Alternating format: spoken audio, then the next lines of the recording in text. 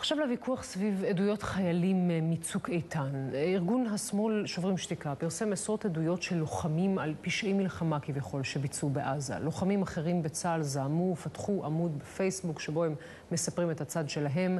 גרסה אחרת שונה לחלוטין מזו של שוברים שתיקה. הכתבה של מיכל פעילן ולירון זייד. בוקר טוב עזה.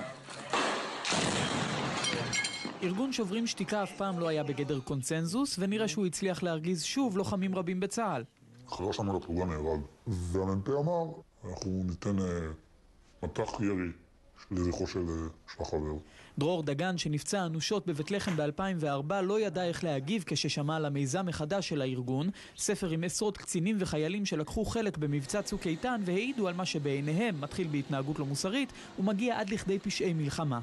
בהתחלה שלא נכנסתי לעומק של הדברים, חשבתי שזה דבר מאוד מאוד חשוב. ואז הבנתי שבעצם מה שהם עושים, הם לא מדווחים על המקרים, יש שם מקרים חמורים שצריך לטפל בהם, אבל הם לא מטפלים בזה.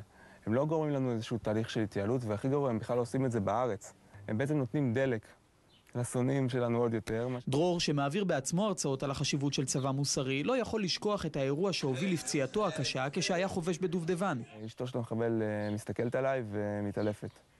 לפחות זה מה שחשבתי, ובאותו רגע הייתי צריך להחליט את ההחלטה, ואמרתי לעצמי, אני לוקח את הסיכון הזה, לא אכפת לי אשתו של המחבל או אשתו של המחבל, היא בן אדם, בדיוק כמוני, ואני צריך לטפל בה. לא מצאו את המחבל בסריקות הראשוניות, אז בסריקות כבר יותר קפדניות בתוך הבית, הגענו לאיזה קיר אחד, שתי חבר'ה מהצוות פתחו חור בקיר, ומתי שהם עשו הפסקה עם הפטישים, ואני אמרתי לעצמי בלב, וואלה, פטיש 5 קילו זה כבד, אני הולך לעזור להם.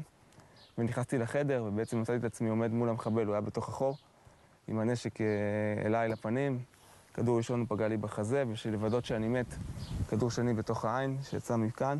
דרור הוא אחד מהאלפים שהצטרפו לעמוד הפייסבוק האמת שלי, שמטרתו להשיב לטענות של שוברים שתיקה. בעיניהם אין בכלל שאלה, גם אם היו דברים לא תקינים, הם בטלים ב-60, וצה"ל גם בצוק איתן נהג במוסריות מאין כמותה.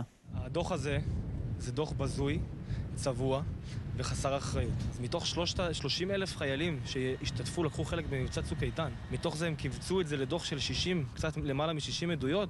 יכול להיות שמה שמופיע שם בחלקו קיים בתור משהו קטן. העניין שהם מציגים את זה לא בתור אוסף של עדויות קטנות, אלא בתור משהו מערכתי. חיילים שונים יצאו מהמבצע הזה עם תחושות שונות.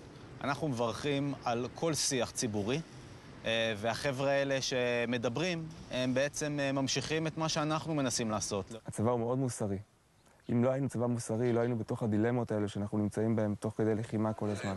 לא משנה אם הם שוברים שתיקה או הולכים עם האמת שלהם, הוויכוח בין שני הצדדים סביב השאלה אם וכיצד צריך לדון על המוסריות של צה"ל רחוק מלהסתיים.